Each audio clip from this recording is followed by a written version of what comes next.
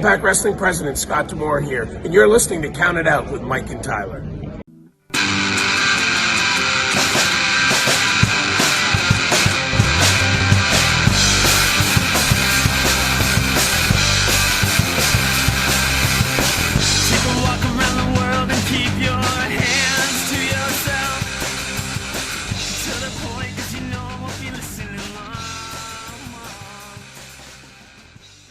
Well, we are live, pals, and welcome to another edition of the Bill Apter Sealed of Approved Count It Out with Mike and Tyler. My name is Tyler, but as you can see, I am not joined by Mike this week. Oh no, we have a 7-time NWA Tag Team Champion, and if I'm not mistaken, also a fellow Cincinnati Bengals fan, I believe. Of course, I am talking about the Wildcat Chris Harris. Mr. Harris, welcome back to Count It Out. Thank you, man. It's great to be back. And yes, definitely, I'm definitely a Cincinnati Bengals fan. I'm a huge NFL football guy. Yeah, we are too. I've been a Cincinnati Bengals fan since probably around the Carson Palmer days. That's when I got into the NFL. And I actually got into the NFL because of Brian Pillman, believe it or not. That's how I became a Cincinnati Bengals fan. At a house show, I was trying to get his attention, and he was just in the zone, ready to do a run-in. And somebody told me to call him a Cincinnati Bengal, and I got a thumbs up from him. And ever since then, when I got into the NFL a couple years later, it all comes back to wrestling, right? That's right, man. I'm sure that got his attention. It did. He gave me the thumbs up, cool. and the grade 8 Tyler here was going crazy. That was a cool night for me in the Sky Dome in Toronto. So, yeah, if you were the Carson Palmer day, you've been through some of the hard times through the absolutely. I've been there through thick and thin, and this year's been a rough year for us too. It sucks losing Joe Burrow. I thought it was our year, but I'm not counting us out yet. We're never out of the game. No, man, we'll stay fully supported, but yeah, that was a gut hit. Yeah, that one hurt a lot, and I got to try to cheer us up then. So maybe we'll talk about some wrestling here and something really cool that you got to witness in person, and that is the Hall of Fame inductions of your good friends Tracy Brooks, Mike Tenay, and Don West.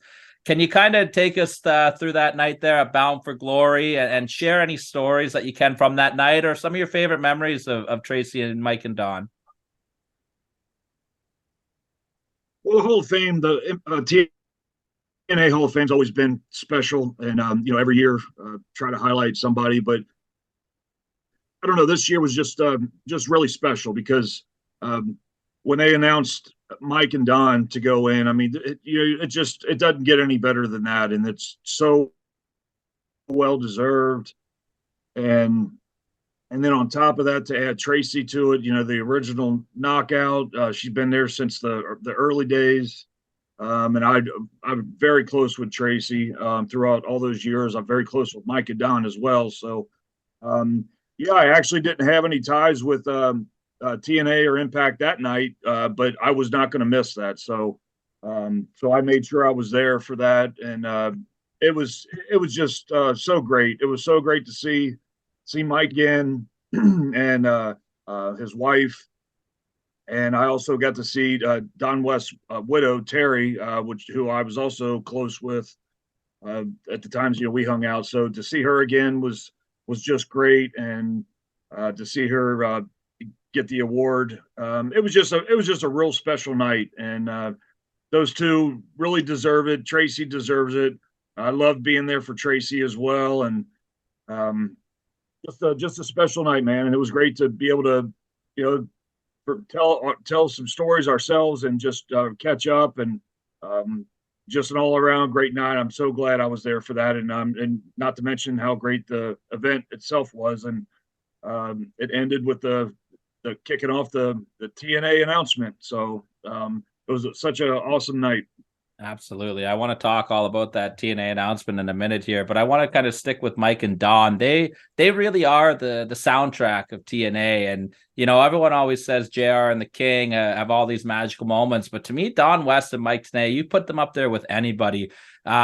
Such integral parts of laying out some incredible sound bites. Do you have any favorite calls of Mike and Don from some of your matches at all that you can remember?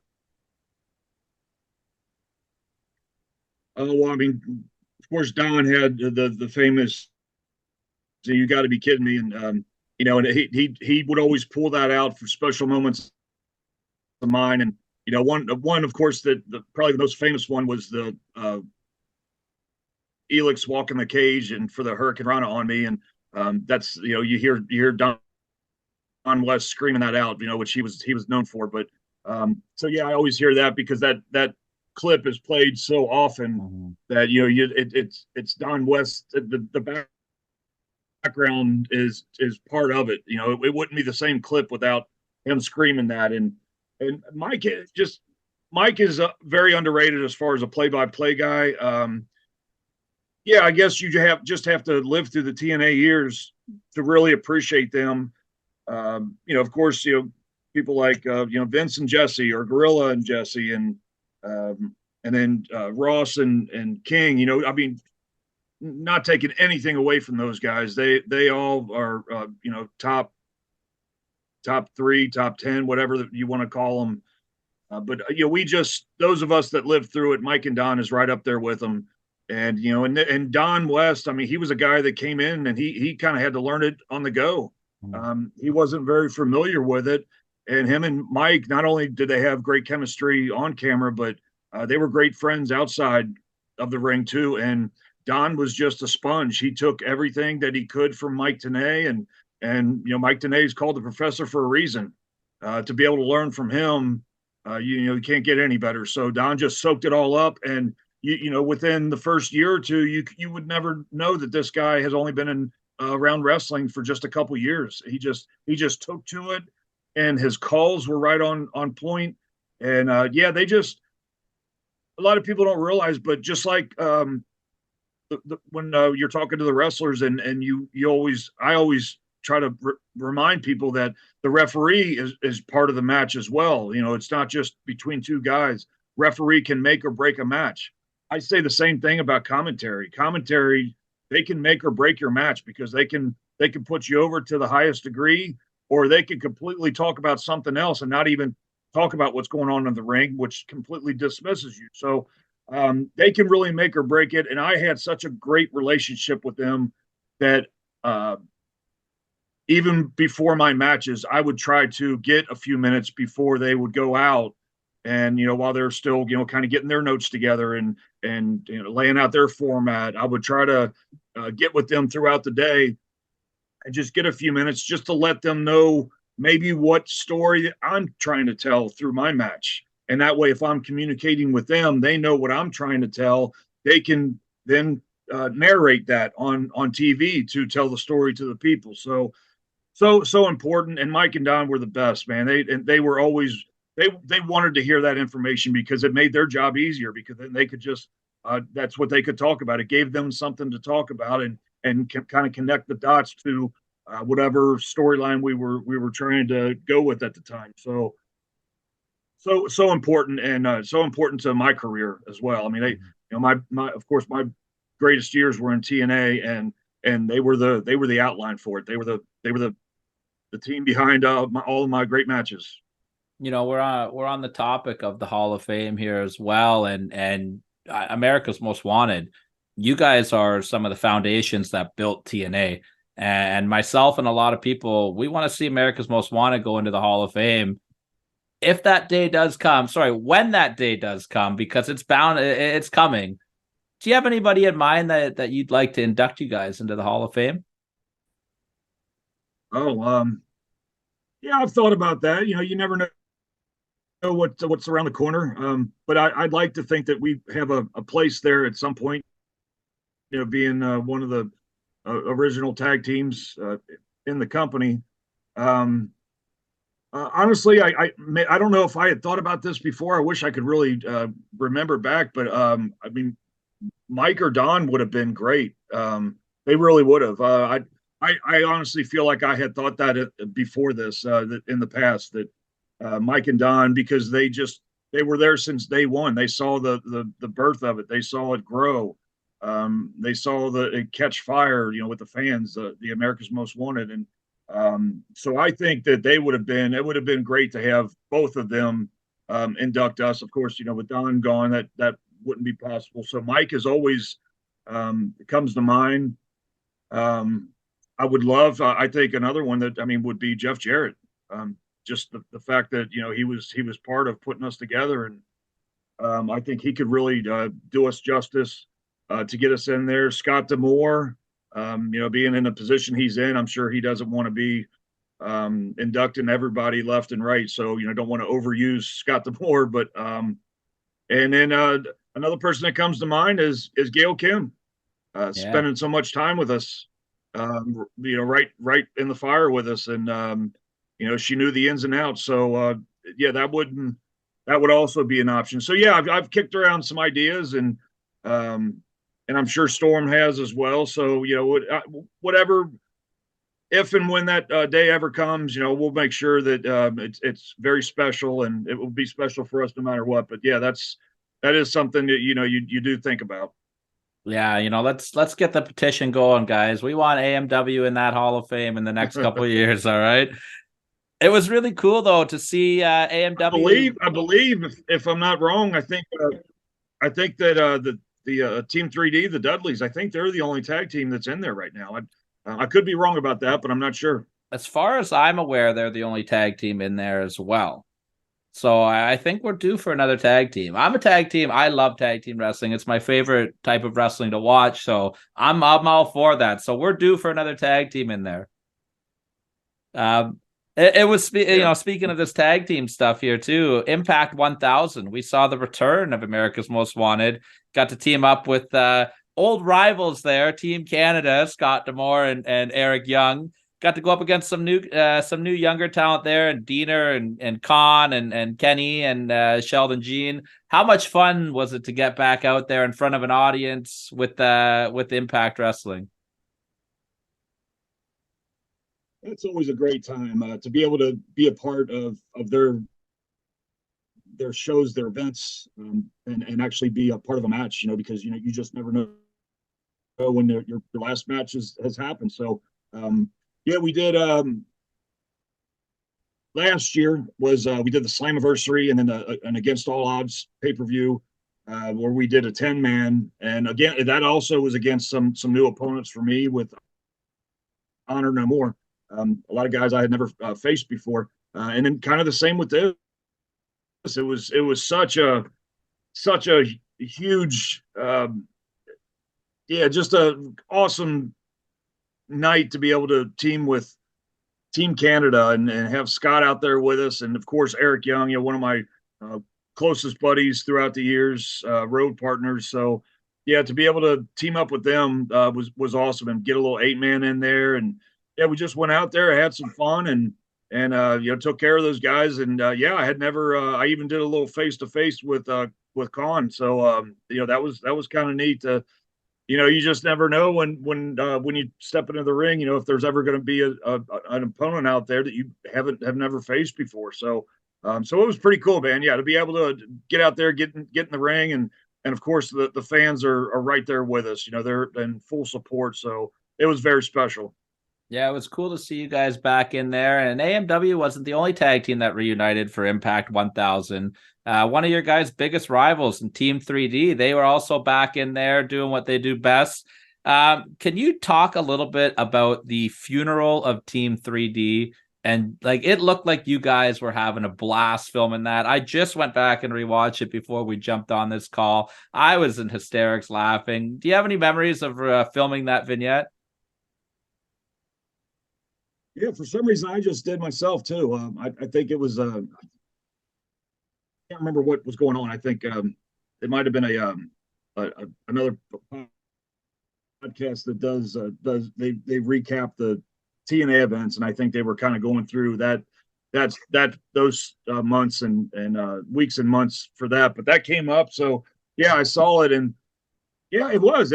We just had a great time doing that, and it couldn't have turned out any better. I mean, the fact that people are still talking about it nowadays, we had so much fun, and that was one of those things where you hear certain filming events where you just you don't have a big production crew with you. We didn't have it out for something like that. I think Jeremy Borash, maybe had a small little camera, and that's what we filmed with, and then they kind of chopped it up from there. But yeah, to have we had Team Canada out there, and Abyss and James Mitchell, and Jeff and Gail, and yeah, it was just we had a lot of fun with that, and just going back, it was just of course it was new for us being the heels, so we had to kind of fall into that role, but it turned out to be entertaining, and that's what we're all about too. It's pro wrestling, but it's also entertainment, and people just really enjoyed that, and it was so well done by everybody, and everybody played a part in that, and it just it was awesome. I think even 3D got a kick out of it. James Storm in the casket at the end killed me too. I forgot about that until I rewatched it. I was dying laughing. That was good stuff. The big had news... to get that one in there. Oh, absolutely. Yeah. I feel like that vignette is like kind of like really opened the door up for you and James as well, especially James getting to show off that different side of his character as well. Like you got a lot of shine getting to cut that big promo, and James kind of started developing that beer drinking badass that we see to this day. So I really think that a lot of little things came out of that amazing promo. Yeah, and that's kind of where it went, because I was looked at as more the serious guy, and I was the talker and cut the promos. But once Storm kind of got the handcuffs off, so to speak, he was able to show his personality. And I mean, the guy's he's just a fun guy, and he's very quick witted, and he can be very entertaining. And I think we've seen that throughout the years. So people have seen it now, but yeah, that just gave him a chance to really just have some fun with it. And of course, being a beer drinking cowboy, there's so many directions you could go with that, and he certainly did. So yeah, I was really glad that he was able to shine, and people could see more of the James Storm personality character. Now, the big news coming out of the Bound for Glory pay-per-view is the return of the TNA name. Total Nonstop Action is back. I'd love to get your opinion on seeing those initials back and the logo, and just what you think of how everything came to be there. Yeah, well, they certainly kept it hidden. It did not get out, and even me, being one of the originals, and I was there for the Hall of Fame. I had no idea that was going to happen. But yeah, I mean, of course, people can expect my reaction. I'm very excited for it. It was just one of those things that just wouldn't go away. And we've had different power plays throughout the years. I think a lot, that's common knowledge to a lot of people as far as who's running things, who's owning things, and yeah, for one reason or another, we've heard, it's just hard with the TNA name to get whatever sponsors, or just different things like that, and all that may be valid, but the thing is, wherever the idea, the concept came from in those early days, that's what they decided to go with, and that's what we made a name out of. So it just all of the greatness in this company came out of TNA, and changing it to Impact just it just didn't have the same feel for it, and obviously the fans felt the same way, because throughout the years, I know it wasn't a long time. I don't know, maybe 4 or 5 years. I can't remember. Maybe 2017 they changed it. I can't really remember, but yeah, the fans wouldn't let it go. You would still hear the TNA chants, and then it was almost like it was instinct. They would chant that and then realize, oh no, we have to chant Impact Wrestling. And it never went away. The fans wouldn't let it go, I think. And even judging by the reactions of some of the existing talent, because you would think that, maybe they're like, hey, TNA's dead and we're trying to move on and make something out of the Impact brand. But yeah, just the feedback that I got from everybody, they were even the ones that were in there now were so excited, because they were fans of TNA wrestling. So many of them were fans of the TNA brand and what it represented, that they they were happy to be able to say that they were going to be a TNA wrestler and they worked for TNA Wrestling, and it was excitement all around. And so yeah, I'm staying positive with it, man, and I think it's gonna hopefully a lot of changes are coming, and I can't wait to see how this shakes things up. I know they're going to go out with they're going to come in with a big bang, when it comes out in January and for that first pay-per-view. So I'm really looking forward to what happens, and seeing where they go with this, and how great it can, how much it can grow, because that's another thing with the TNA Impact wrestling. It's just we need to get it back to the glory days that it used to be, and I think right now is one of our best chances to do that. Mm-hmm. I definitely think that this year, especially for TNA and Impact Wrestling, has been a great year. You're seeing the crowds grow, a lot of sellouts. The in-ring product is, I think, the best weekly show in all of wrestling, consistent every week. What has been your kind of thoughts watching this year develop with Impact Wrestling and seeing the growth? And what do you think maybe some things they could do to take it to the next step further next year with the relaunch of TNA?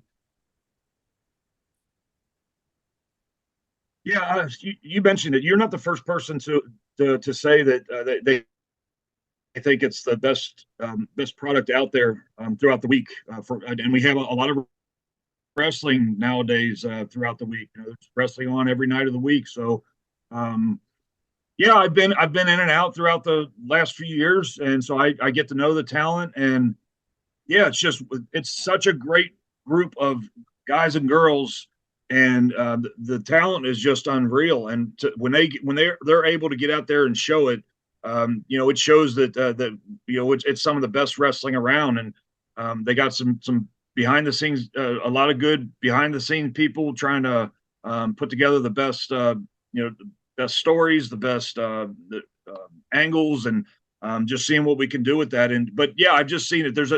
We got a good mix of some up and coming stars. It just seems like there's always some new faces coming out in TNA, and that if you've learned anything from wrestling, it's you have to always develop the new talent. But every so often you see, we have those veterans that are still around that maybe can still even get in there and do it, but just having the name value.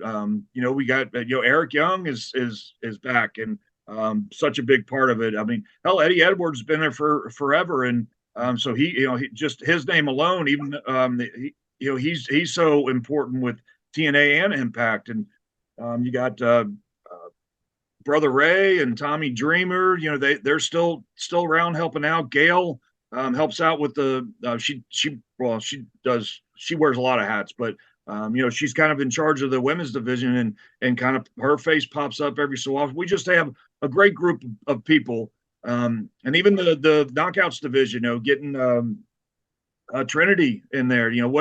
What a huge asset that was. It's just, I think we need more of that if we can keep bringing in some names to show that hey, this is a great place to work, and I think a lot would agree that there's not just so many restrictions that you may have elsewhere. You can come in here and you can have some fun, and you don't have to worry about walking around on eggshells, and it's just more of it's always been the family atmosphere. Just for a long time it was back in the days I was around, and it still feels like that now, and that's the way everybody talks about it. So we can keep bringing in some great names to add to the product, but also keep building up the new stars. I think that's the direction they need to go. We have to have creative storylines out there that really capture people's attention. But the bottom line is to get more eyes on the product. And I think I'm almost afraid to say this, but kind of what's hurt them is being on Access. There's just not a lot of availability to that channel. But on the plus side, the owners of Anthem, the owners of TNA, they have their own TV channel. So you can't, it doesn't get any better than that to have your owners with their own TV channel. So it's kind of it's a hit and miss kind of thing. But yeah, they'll make it. They're going to make it work. I think it's only going in a better better direction. No, everybody wants success for it, and I think and having Scott D'Amore at the helm, he's going to do everything he can to get back to the greatness it once was, and it's already heading that way. Oh, absolutely. And I think you kind of nailed a lot of things there. And I want to dive into a little bit of that. But, TNA Impact Wrestling, it's a place where people are choosing to come now. You know what I mean? We saw Trinity, like you mentioned, in the last couple of years. We saw the Good Brothers. There are other wrestling companies out there. There's your AEWs, there's your GCWs, your WWE, but people are searching out Impact Wrestling. People are finding TNA Wrestling. There was serious consideration for Will Ospreay to sign there, and even CM Punk was the rumors too. And I think that people are seeing the freedom, like you said, and the matches that they're putting out and getting that creative outlet. And I really think a big part of that too is that Knockouts division. The Knockouts division especially has really gotten to shine over the last couple of years. I don't think anybody's doing it better with the women in wrestling than Impact Wrestling. What's your thoughts just of the evolution of that Knockouts division and just seeing that they're in that main event spot now more often and with your relationship with Gail, like how happy are you to see that come full circle? Well, number one, they couldn't have a better leader. Gail is just I know I'm biased, but in my opinion, she's one of the greatest women wrestlers there ever was.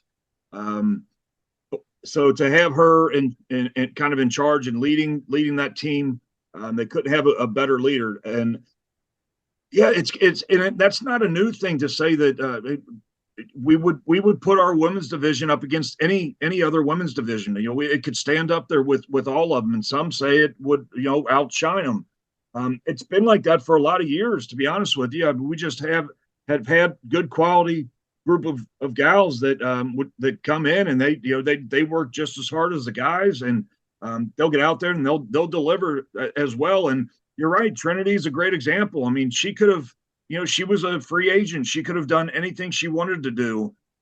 Anybody she'd have been an asset to any company, and she chose to come to TNA, and she had never been there before. It's not like she had something else to build on with us. She just decided to come because, I mean, well, I don't know her reasons, but, I would like to think she's having a good time. She probably feels like she has the freedom to express herself. And, yeah, I like that you made that comment. It seems to be a place that people like to come. And, the Good Brothers, I'm glad you brought them up because I'm good friends with them. And, yeah, they love to be able to come in and just have some fun. Those guys they want to enjoy their time. And, of course, they want to make their money as well, which is probably why they're in the position they're in now.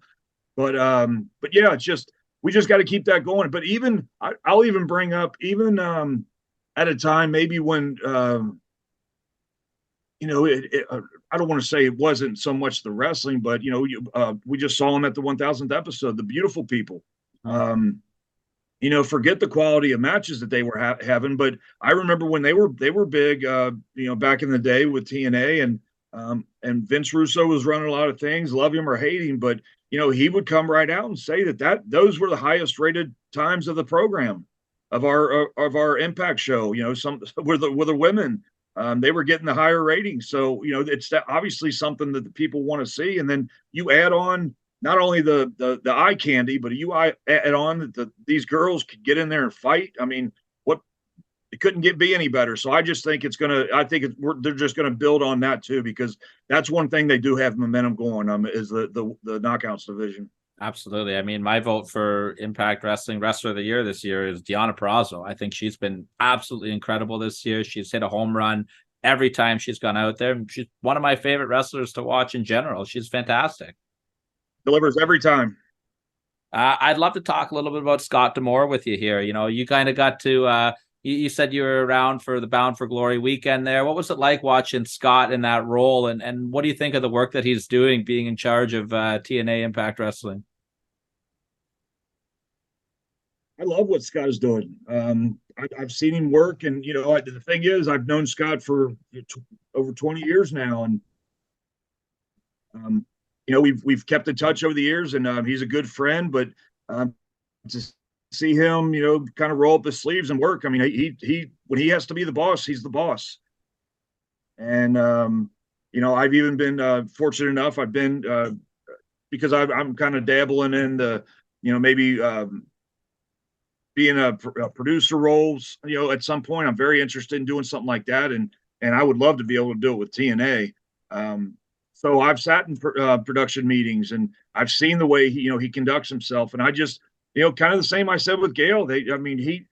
He's a great leader, and the thing is, he has been there the whole time. So he has an invested interest in making this company great because he's been a part of it for so long. And whether it was just on air talent or whether he was running things behind the scenes, because he was for a lot of years, he was still helping run a lot of stuff behind the scenes. But I think he's doing a great job, and I'm fortunate enough to still be close with him. So I feel like I always he's always told me I have an open door there any time. So anytime they're around my area, and I want to come visit, he's like, hell yeah, Cat, come on down.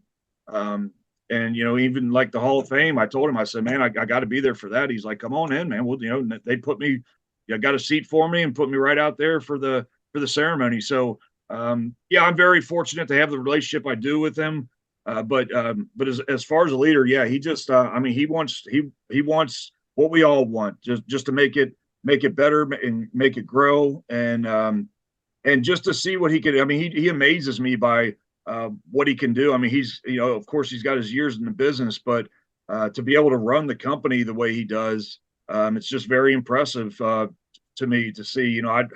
When Jeff Jarrett was doing it for all those years, I saw Jeff as a on-air talent, and even got to work with him, of course. But I didn't see a lot of behind-the-scenes things, and it doesn't until his podcast came out, and he kind of dives into a lot of the details as far as the inner workings of the business.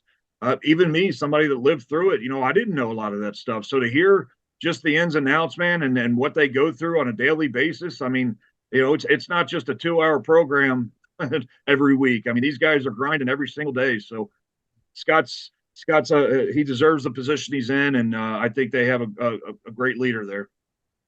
One thing that Scott was very adamant about was that we would not be seeing the return of the 6-sided ring. And from what it sounds like, that's probably for the best. But as someone who was in there in that 6-sided ring, was it as brutal as everybody says it is? I'll tell you, man, I might throw a damper on this right here, but that was my first thought too. When I heard about TNA, when I saw the announcement, that that was the first thing came to my mind too. Maybe they'll bring the six-sided ring back, and then we can bring back 6 sides of steel, and you just get all excited about all that. But it sounded like it was more on the safer side because they said it was a little stiffer, and I'm not denying that. Obviously, if the majority of people say it was, then it was. But I just don't have a recollection of that. I remember when I got in for the first time, and I was actually one of those that I was like, why are we changing this? Why are we doing something like this? And I think a lot of us, because it was new. Anytime something new, and something there's change involved, especially when you talk about the history of wrestling. It's always been the 4-sided ring, but it kind of became synonymous with TNA. That was our thing. It just became special, and people wanted to, even if you didn't come to see just a particular wrestler, you didn't come to see a particular storyline enhance. Some people just want to come see the 6-sided ring. So I think it's definitely an attraction, but if it can take some years off careers, then it's just not worth bringing it back. And I guess I'm sure that was talked about. You can almost be assured that it was talked about, and it was talked that it probably isn't better. It wasn't a good idea for the health of the wrestlers. So and then he made a final decision, and we're going to stick with it. So you know what? No more questions about the 6-sided ring. The boss made a decision, and we're going with it. So there we go. Who knows? Maybe we'll see it as like a one-off event, like a special one night thing, right? Who knows? It never, You never know, say man. never, right? Never say never in wrestling. I'd love to talk to you about the current roster with Impact Wrestling and TNA. Is there people that you're watching right now that are just really impressing you? Like, I know that could be a tough question because that's a loaded roster from top to bottom, but who are you personally enjoying watching right now? Oh man, I maybe because I'm the old vet. I mean, I love seeing Eric Young get out there and do his thing, man. I've seen him throughout the years. It didn't. I've always said, because I was a supporter of him, even from the Team Canada days, when you're kind of hidden in a group, and I was real good friends with the guy, and I knew what he could give, and it did not matter what position they put him in, and whether it was a serious position, where it was a comedy act, it didn't matter. Eric Young delivered. He was always entertaining. He's a great wrestler. So I think they're fortunate to have him back. And he's a great locker room leader. He's a great ring general. I just love watching Eric. I've also seen how I mentioned Eddie Edwards. I've seen how he has come up and throughout the years and just been a kind of a staple of TNA. So I love seeing Eddie, and I've kind of seen him kind of develop that leader role as well. But also guys that I don't know, maybe I'm just partial to guys that have been in the business for a long time. I'll watch Bully Ray's matches just because, him and I will have similar styles where we're not the high flying and the flips and the dives and things like that. So, when I see Bully Ray out there, I can relate more to him because, it is more of emotion. It's more storyline driven than it is about the moves. So, and that's kind of what we were taught back then, as far as, it's not what you do, it's how you do it and when you do it. So, those guys that have been around for a long time, Saban and Shelley, same thing, not only have they been a success in the tag team, but in singles as well. That now they both have the world title to add to their resume. So it's great to have those guys around, and they can kind of adapt to both styles because we've seen them do everything. They can get in there and be as serious as you can be and be storyline driven, but they can also get out there and they can hang with just about anybody that they get in the ring with. So it's just great to see all these guys. Another one I really enjoyed working with the past two matches that I had, the last year, the 10-man, and this year, the 8-man, was Kenny King. I just thought, Kenny could really explode, and he's a veteran himself. He's been around a long time. So I was really sad to hear that, he wasn't with the company anymore. I think we just found that out, I don't know, a couple weeks ago or something. So, that was really, I was really sad to hear that, because I really like Kenny. I think he's great in there. I did some things with him, and he was just great to work with. And of course, I need a young guy like that to carry somebody like me through. So, I really hope wherever he does end up that he gets his just due, and they really take notice of him and do something, give him the opportunities. So, but yeah, just such a great group of guys that are around right now, and a lot that the younger guys can really learn from. So they got some really good ring veterans in there, and as long as those young guys coming in, they're open ears, they can learn from. I think we got that's what makes up a great locker room. Yeah, the vibes that are coming across just from an outsider looking on the inside. Obviously, I'm not backstage. I don't know anything about what's actually going on, but it really does start to feel like the old TNA vibes where you have these talents, back in the day, like yourself and James and AJ and Joe, and now we have this new crop with Speedball Mike Bailey, Josh Alexander, and some of the veterans mixed in there too. It kind of feels like it's getting back to the foundation, what made them in the glory days too. Do you feel similar vibes backstage as to what it was back in your time there? Yeah, definitely. And and when the time is right, those guys do step up. I mean, Josh, I remember, I met him when he was the tag team, because they were giving me crap because they became the longest. Him and Ethan Page became the longest running TNA champs, and I think Storm and I had that record before them. So that kind of put a connection there.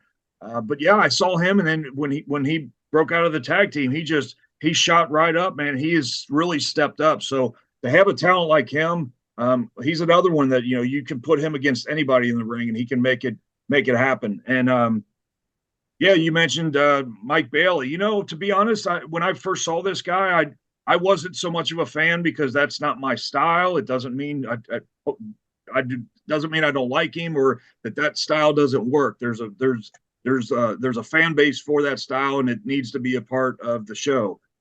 However, the more I watch that guy, it's just amazing. Not only things he can do, but just the excitement he brings out. I mean, he'll get out there and I just can't believe how great matches they are and just how involved the fans get with it. And just to bring a couple of examples, and I guess this is just fresh in my head because we just came off a WrestleCade weekend, and it's big wrestling weekend convention for the wrestling world, and we get to make a lot of connections and see everybody we haven't seen in years. But Mike Bailey, 2 years in a row, they have wrestling shows going on as well as the convention, and I just kind of pop in and say hi to everybody, but I'll watch a couple matches, and that's usually about it. Well, last year one of the matches I saw was Mike Bailey and Dax Harwood, and I'm a big FTR fan. I love those guys. Of course, wouldn't come as any surprise, the old school workers that they are. So I'm a big Dax fan. But Dax and Mike Bailey, they just went out there, and that match stands out to me. They had one hell of a match, and it was just incredible. And that stuck out in my mind. So I decided to watch a couple matches this year, and another match. Mike Bailey was out there again, and it was just an incredible match, and just the guy just delivers. And God, his opponent's leaving my head right now. I think he worked on Andrade, if I'm not mistaken. Andrade, yes, thank you. Yeah, just an incredible match, and I love Andrade's work, but it just stood out, for somebody. I mean, I say that to say that because he has won me over with his work. Like, he's not somebody that stood out to me in the beginning, and but now, I mean, he's proven over and over again that he could get out there and mix with the best of them. So TNA is very fortunate to have somebody like that with him, and he's still young, so we may not have even seen the best out of him yet. Yeah, I think it's safe to say that the future and the year 2024 for TNA Wrestling is going to be something special to watch, right? I think so, man. I mean, I think some big things are happening, like you said. The momentum from 2023 is just going to continue, and then bam, blast off in January with the explosion of TNA. Yeah, I think 2024 is going to be a big year for them. I'd love to just kind of jump around a little bit. I know as we're starting to wind down here, you've been great with your time. I'd love to just jump around and just ask you some random questions about some things that are going on and some things that you have done. And I want to start with, do my research and looking back, this year has been a tough year. We've lost some amazing people that are no longer with us. And I'd love to get your memories of working with Terry Funk. I know you and James have done a couple tag matches with him and Dory. What was it like being around Terry and getting to share the ring with him? Yeah, I didn't have a lot of time with Terry, but we did share a couple special moments. We got to work with him. I think it was an NWA anniversary event somewhere in Florida. The year escapes me, probably 04, 05 maybe, but yeah, Storm and I got to work with Terry and Dory, and that was just kind of one of those things that just work with legends like that. And I mean, the stories we hear about Terry, I got to experience it. It's not, you get out there and Terry's just going to be Terry out there, and Dory. The thing I always say about Dory is them uppercuts are for real. Dory will throw those uppercuts. So. But yeah, Terry, I mean, I can't remember what we had talked about or anything like that. But all I remember is at the end of that match, I I remember being ringside and Storm was in the middle of the ring and I was kind of shouting things to him. And Terry had made his way out to the crowd and I saw a chair in his hand. And next thing you know, I just see a big wind with the chair. And as it's coming towards the ring, I told Storm, I said, "This is going to hurt." And it was Terry just being Terry, just being the nutball that he is. And but it was just fun to be able to do that. And we got to spend some time down with at Dory's school. We went down there a few times just to work with some of his group, and so we got to work with Dory down there. But yeah, it was special to be able to have at least some moments. And I actually dug out. I found a picture from that night in the back, and it's a picture of just we weren't posing for it or anything. It was just a random picture of Storm and I in the back, and we happened to be talking to Terry and Dory. So that I'm so glad that came out, and I found that, and so I'm going to cherish that one. But yeah, really cool to be able to work with them. That's really cool. Another legend that you've got to spend quite a bit of time working with is Sting. Sting has announced that he is going to be retiring next year. What are some of your memories of working with Sting? You did your fake Sting stuff. You've been in the ring with him. Just kind of talk a little bit about Sting and your thoughts on his upcoming retirement coming up. Well, I would really like to say that, I mean, Sting was probably the first big legend name to attach himself to TNA, and we were just very fortunate to have him with us. And I really believe that he had TNA in his heart, and he wanted to try to grow it. The way I understand it is every time his contract came up, they'd talk about it, and he'd wind up staying on and want to contribute some more. And so he really did that with TNA. Yeah, a lot of people may remember in the last year of WCW, I was there, and there was a lot of times they had me dress up as Sting, whether or not he wasn't there or just needed somebody to kind of look like him. The most famous was Halloween Havoc when I came out, busted out from under the ring, and so I did that. There were times where I was in coffins and I busted out, and I was in the rafters when they had a spotlight on me. Just different things like that. So, but every time it was Sting that was painting my face. So I got to.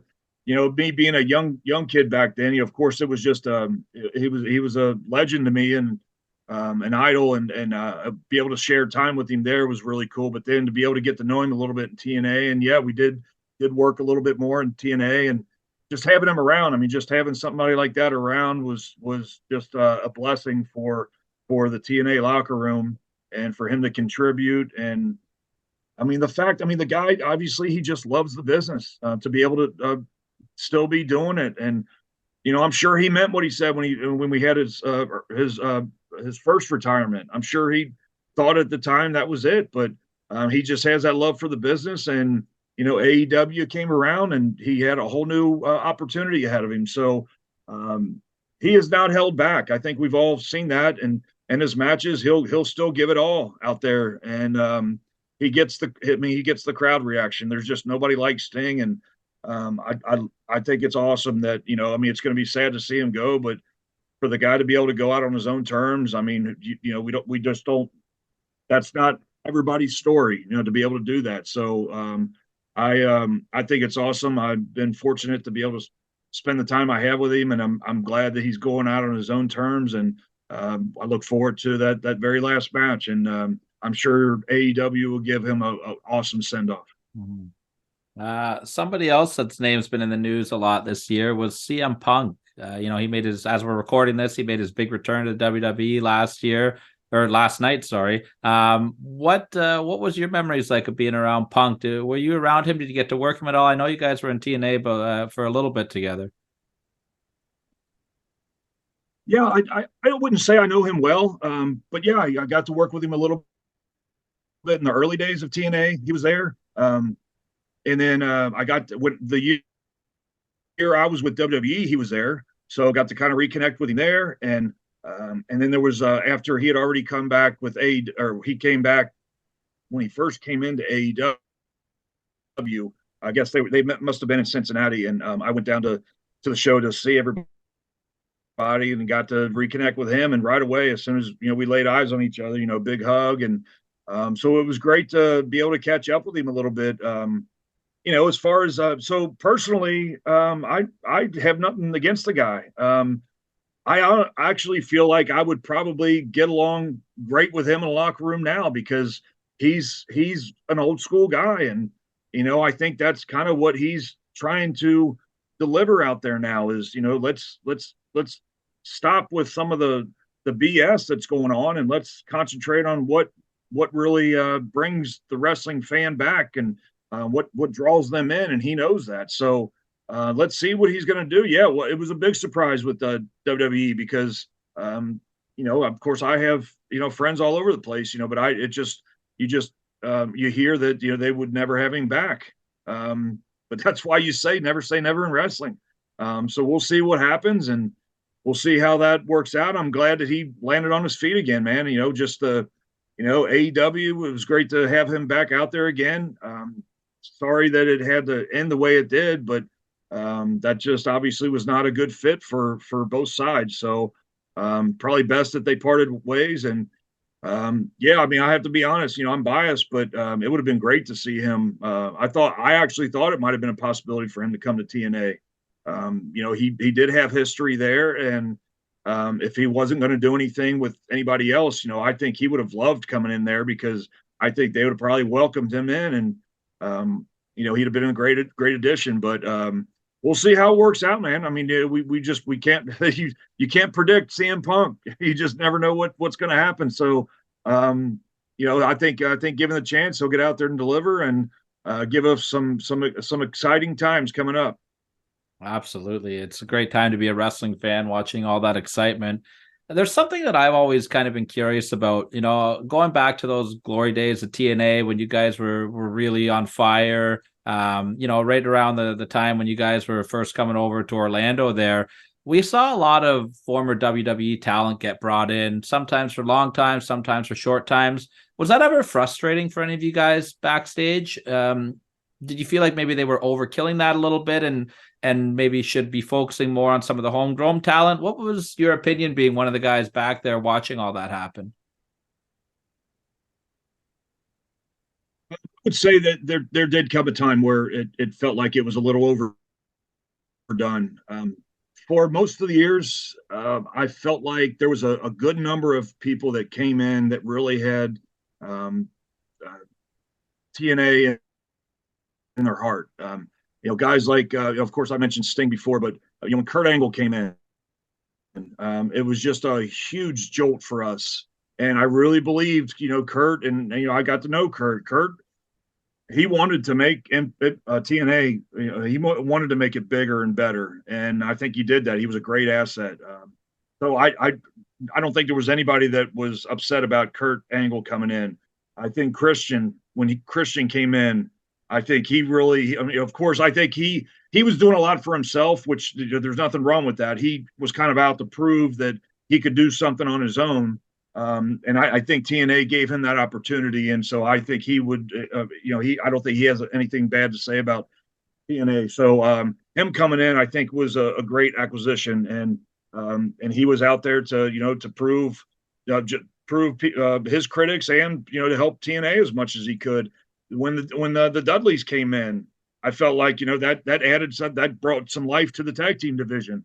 So we loved working. We were the first team that got to work with them, and we loved it. And they never came in with any attitude or anything like that, like the big league and anybody. But the fact is, they had been to the big dance, so we knew what was coming in, and even guys like Storm and I that had established ourselves and we were there for a number of years, even when was sharing the ring with them or sharing the locker room with them, we knew that, hey, we need to keep our mouths shut and listen because we can learn a lot from these guys. So I bring out those names because I feel like those were some that really wanted to contribute, but there was a certain time, I'd say around maybe 07, 08, which 08 is when I left, and that had a little bit to do with it. I just felt like a lot of the guys that had busted their ass for all these years and really trying to make a name for himself were kind of being held down. And it was like one after another. We were signing some ex WWE guys, and they were just kind of coming in, and I didn't feel like they had TNA in their best interest. I felt like they were coming in, and it's been done before. It'll still continue to be done, but just coming in to get a paycheck and just enjoy whatever last time they have. And I just thought that it did get to be an issue, and I think a lot of the locker room saw that. Eventually, I guess it broke away, but even once I was gone, when Hogan came in and he brought a lot even more guys that came in that were just there to catch a paycheck. And I think to answer your question, I think it did become an issue at one point, but I can't give you hands on how it wound up going because I had my exit and I was out of there. Of course I had friends there, and so I know how it was. And eventually everybody wound up leaving because for one reason or another. I mean, take AJ Styles. I mean, that guy was a TNA lifer. He would have made a career out of TNA, but just for one reason or another, it was like if you're going to push that guy out, then what the hell? We're obviously going in the wrong direction somewhere. So that's I think like I said, it's got to be a balance. I think when we were talking about what they need to do now, I think it is that balance. You need to have a good core group of name value out there to bring the people in for attention. But once those people are drawn in, once they come in and they watch the show, they can catch the eye of it can catch their eye of all this new talent out there, and that's what keeps bringing them back. So you just got to balance that out. And I think it goes back to what we were saying. I think 2024 is going to be an awesome year for them. Absolutely. I've just got maybe two more questions if you're okay with that. I know we're coming to the end here, but I have to ask everybody always talks about the famous cage match with Elix Skipper doing the walk and the big Hurricane Rana, but a lot of people don't talk about that first cage match. And the first cage match that you guys had in the asylum there, I think was fantastic. And it's really sad that it gets lost and overshadowed, but you were the one on the top of the cage in that first cage match, and you dropped that huge leg drop. Can you kind of take us back to that moment and that match and just what was going through your mind when you got up there? Yeah, man. Thank you for bringing it up because that does kind of get overshadowed. It was our first cage match back in Nashville, and we just the four of us just wanted to go out there and do something special. That's what all of us were trying to do every time we went out there in those early days, and we knew we had to come up with something good, and that was one of the thoughts that had crossed our minds is doing the the death sentence from the top. And that's it's kind of crazy to think about when you think about that kind of a landing. But when you're young and hungry at the time, you're just willing to do whatever it takes. And climbing up there, it was scary because that's not something you practice. So climbing up there, it was and those cages that we were using, I've compared them to when I was watching wrestling. I mean, this thing was high. It was very high up there. A lot of cages were just a little bit above that top rope. I was standing on the top rope and still had to reach up to get the cage. So it was high. I got myself up there, and it was just go. I mean, there was no thinking about it. I just had to go and take that landing as safe as I could and protect my opponent as much as I could. But I felt it. I wasn't walking the next day. That's no exaggeration. It was, when I tried to get up, from laying down that night, I fell right back down. So the next day was, I wasn't walking, and I'm glad it wasn't anything any more serious than that. But it was kind of I learned then it was kind of that's a once in a career kind of move. I've already suffered enough from our finishing move was me doing a leg drop off the top rope. So, just the thought of compressing my spine that many times, and that of course that's done damage over the years, but maybe that one was, maybe that was the explanation point. But yeah, crazy to think about. I'm glad I never did it again, but I can't say I regret it.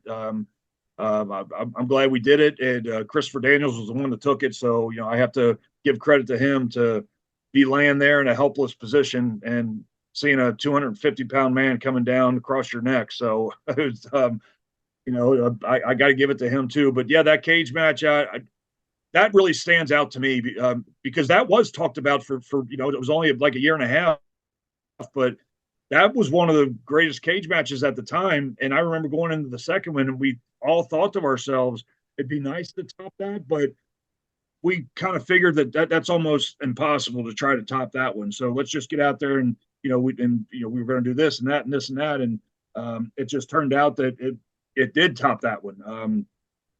Maybe not crazy for me, but still taking that. Elix gets all the credit for that one. They forget about the guy that took that flip off that into the ring. So yeah, both were brutal, but yeah, that first one does stand out to me. So thank you for bringing that up. The last time we had you on our show, you shared some great stories about one of your friends, Kurt Hennig. And I want to ask you about a different legend this time, because Kurt was always one of my favorites, and you got to do a lot of work with another one of my favorites, and that was the American Dream, Dusty Rhodes. Can you just quickly share a Dusty story with us, something that just kind of pops in your head? Man, yeah. Or even like what it was like to be in the ring with Dusty. Great times with Dusty. Yeah, most of the time they've in the early days of TNA, we were doing a lot of 6-mans with him, and so Dusty was like we always called him, and Dustin too, because we did a lot of 6-mans with Dustin. So we would kind of call both of them like the honorary members of America's Most Wanted. So yeah, it was just a pleasure to get in there, and we just all worked well together because Dusty knew that we were going to get in there, and we were the young hungry guys then, so we'd get in there and do the craziness, and but man, once you make that tag to Dusty, he didn't have to do anything, man. All he had to do was just shake them hips and be bionic elbow, and and the fans were with him just as much as they were with us doing 10 different spots. So Dusty was Dusty. Just to be able to share the ring with him was awesome. But I also got he had I don't know the timeline, but he wound up going back to WWE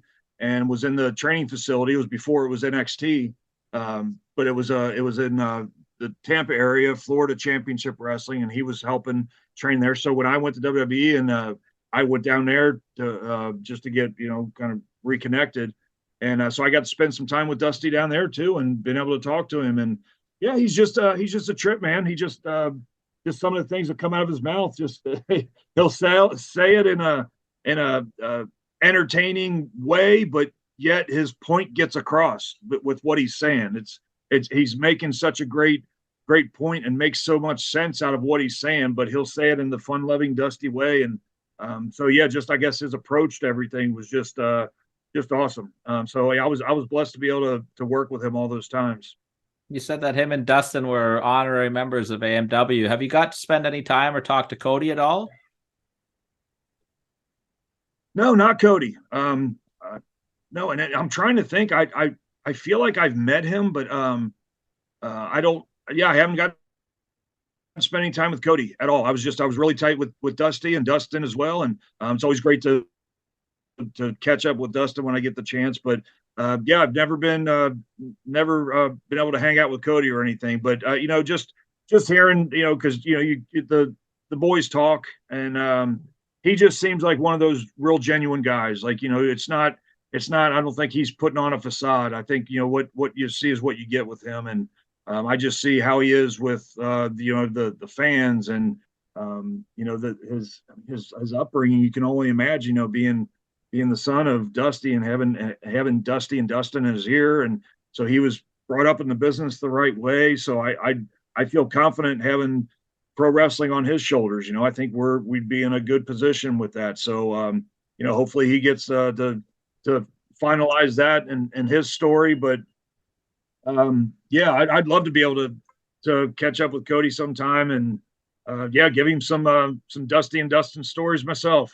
Yeah, man, the apple doesn't fall too far from the tree with Cody. That guy brings out an emotion that not a lot of people do, and I'm sure he gets that from his dad, right? Oh yeah, I mean, just one example. I was just watching. I don't know what I was catching up on, Raw or something. But yeah, his he was doing a promo, and I mean, the guy.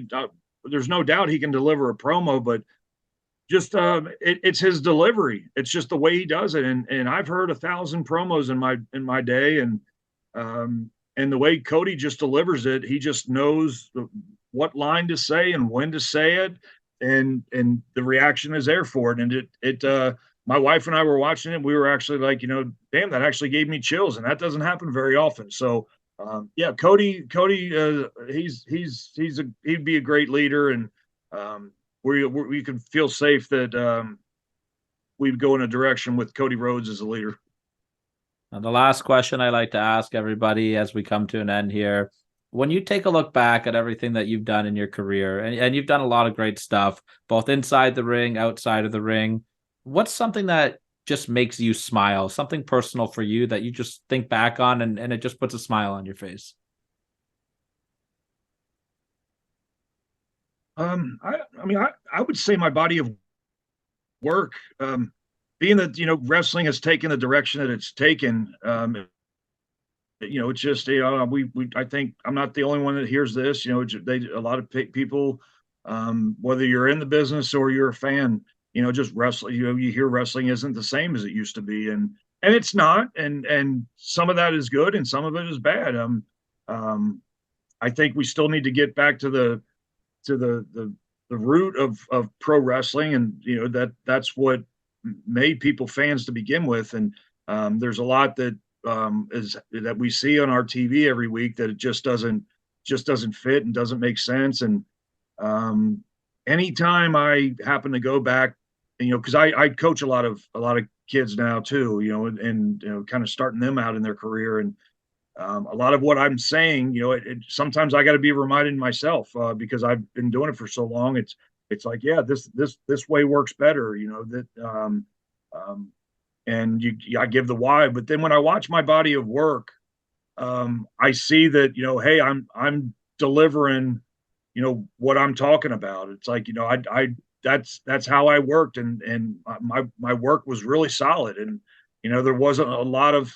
I mean, sure, we can be our own worst critic, and I certainly can do that with myself. But for the most part, when I would watch some of my matches, I just think, man, that was really solid and that was crisp, and and it was very important to me to give the fan that sense of that, suspend the disbelief that we always talk about, because I think the fans want to get drawn in that way. They want to feel something, and when you can get the people emotionally involved in what you're doing, that's what draws them in, and that's what makes it so exciting for them. And I would like to think that anytime I was out there, that's what I was trying to do for the fans, and I wasn't just out there playing a character. I wasn't just out there, just going through the motions or anything like that. So, yeah, no matter what part of my career I was in, I just felt like, and especially, of course, the TNA matches are more visible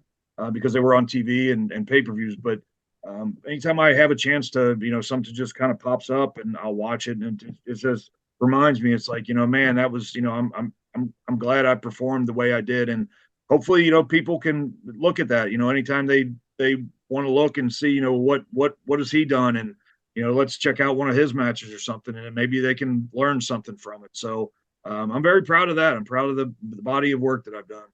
Well, as somebody who's watched that body of work for many years, I can definitely say that you were hit the nail right on the head on that, whether it's matches with Triple X, AJ or Daniels, Texas Death Match with James Storm, crazy cage matches. Thank you for everything that you've done. I really have enjoyed watching you over the years, and I look forward to seeing you around in the next couple of years too. Yeah, man. I mean, with TNA here, just you never know. I'd love to be. I'm still out there. I'm traveling and doing a lot of conventions and appearances and things like that. So yeah, I'm going to continue to be out there, and it's just great to be able to talk to so many people such as yourself and that appreciate what I've done, and even remind me of things that that I maybe hadn't thought of in a long time. So thank you so much, man, and thanks for being such a great supporter all those years, and for everything that I've done. So and thank you for having me again, man. It's great. Thank you for doing this again. Did you want to plug your social media for the people before we sign off here? Yeah, my Twitter at AMW Wildcat, Instagram at AMW Wildcat Chris Harris, and I have lots of merch for sale. You can get a hold of me for that, or for bookings and appearances and things like that. But yeah, please reach out. I love staying in touch with the fans, and yeah, just staying connected, man. So thank you so much. Absolutely. This was a great pleasure. Thank you for coming on again. Hopefully we can do a hat trick sometime down the road. On behalf of the 7-time NWA Tag Team Champion and fellow Cincinnati Bengals fan, of course, Houday all the time, we have been counted out.